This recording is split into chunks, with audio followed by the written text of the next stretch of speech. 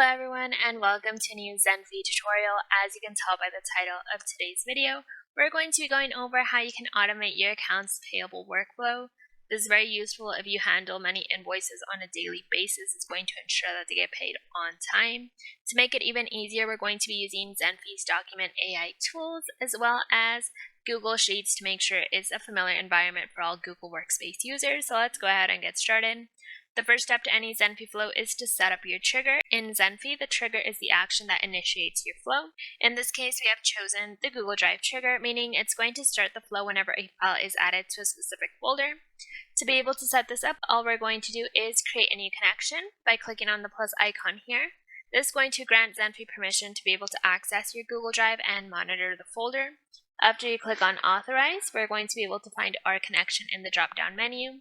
And then we have to select which folder we want to monitor. To do that, we're going to click on the Google Drive icon here, and you can select any folder from your drive. And then the first action that we're going to be using is called Expense Document Processor. This is a very powerful document AI tool. It's useful for a ton of different finance use cases, not just the one that we're going to be reviewing in this video. If you look at the output, you're able to see that it can extract a ton of different fields from the due date, different discounts, PO numbers, address, VAT number, etc. So you can use this for different use cases in the finance or accounting department. To be able to set this action up, all we have to do is let it know which document content we want to process, in this case the one arriving in the trigger. To do that, we're going to click on this chain icon. This is called a token picker. It allows you to enter data from previous steps. We're going to use this quite a bit in this tutorial. So we're going to click on the chain icon, and then we're going to be able to select the content of the file in the trigger. As we saw, the previous action can extract a ton of different fields. So to make sure we save some time and don't have to look through the whole list every single time, we're going to create a new variable by clicking up top in variables. You can create any variable here. You can select the type. In this case, I have chosen object. The variable I created is called invoice, and it has 4 different fields: supplier name, total due, due date, and invoice number. And all of these are strings. And then using the set variable action, the only thing I'm going to do is set the operation to set. And then for each field, I have to let it know which value it's going to be storing. So again, using the token picker, we would go to the previous action, and we're going to look for the fields here. So for example, due date is right here, so we would select that in the due date section, and we would do that for each one of the fields. We also want to keep a roster of all the incoming invoices to make sure we have a register of their status, how much was paid, etc.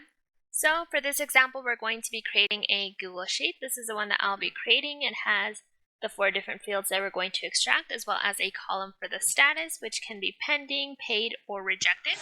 And there's a different sheet, which we will get to in a few steps, called Suppliers. This is going to have the information for the suppliers, or contact information for whoever we're working with. Now that we have our Google Sheet, we're going to use an add row action to be able to add the invoice information to the Google Sheet.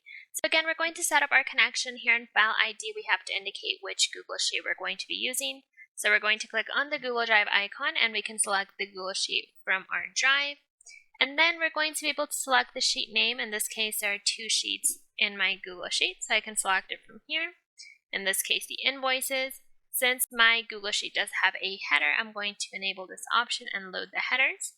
Then down at the bottom, we're going to see all the columns. All we have to do is assign which value belongs to which column.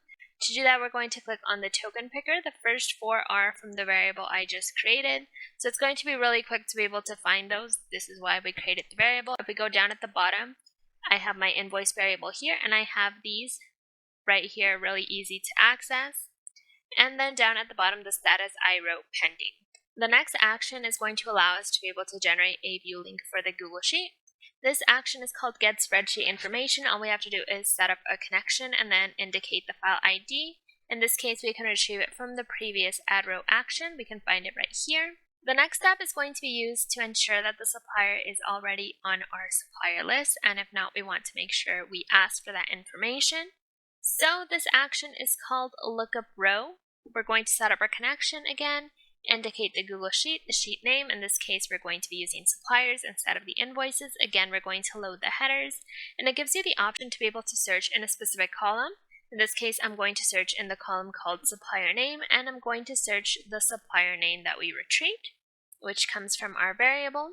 And then down at the bottom, in case it does find the supplier in the list, I want it to return the contact email as well as their name. Now, how are we going to know if there is a result or not? We're going to use an if condition. And now what clause are we going to set? It's going to follow the true branch except when the supplier row is null. If there is no row for the supplier, it means they have not been registered yet and we need to add their information. If we need to add them, we're going to need to make use of the request data action. First, we need to build a form by clicking on this little box here. I've added just 2 simple questions asking for the name and the email. You're able to use the token picker at the top as well. And then all you have to do is save and close, and then we can add who's going to be receiving the form.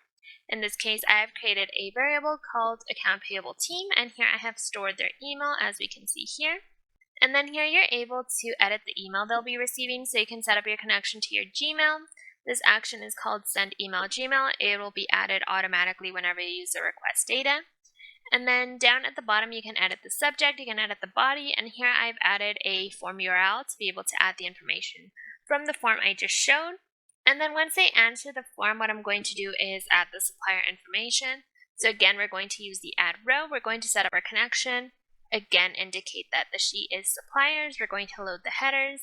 And I'm going to add the information they responded. So in this case, using the token picker, we would go to the request data. And I have the answers to those questions right here. Now, since we have 2 different branches, there may be one case where we already had the supplier information or it was just added. We want to make sure we retrieve it to make sure we have access to that information. So once again, we're going to use the lookup row action, and we're going to search exactly the same as we did before using the supplier name, and we're going to return the contact email and the name. Now we're going to go ahead and send it to the accounts payable team to be able to approve or reject. This action is called assign task. You can add a task name, a task description, and here we have put 2 outcomes. They can either approve or reject the invoice. You can add a sender display name as well as add a subject and a body. So in this case, I've added the supplier name from the variable, and I've also added a view link, which is the one that we created at the beginning of the flow, which comes from the previous action. Right here, we can see the view link. If we look at the output of this assign task action, we're able to see the response time. So the next action I'll be using is called format date time. I want to format the response time to be able to give it to me in this format. You can choose different ones. I want to be able to let them know what time it was approved or rejected. Now, since they do have the option to approve or reject, we're going to use an if condition. So it's going to follow the true branch when the response outcome of the assigned task is approved. Now, if the invoice wasn't approved, what we're going to do is update the row. So we're going to set up our connection. Again, we're going to indicate the file ID, and then the sheet name that we're going to be updating is the invoice one. Which row number we can retrieve that from, where we added it to the sheet. It would be this token here.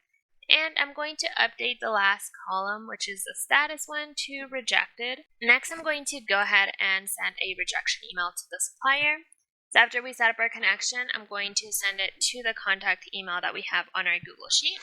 Then I'm going to go ahead and edit the subject, the body, basically letting them know that the invoice was rejected.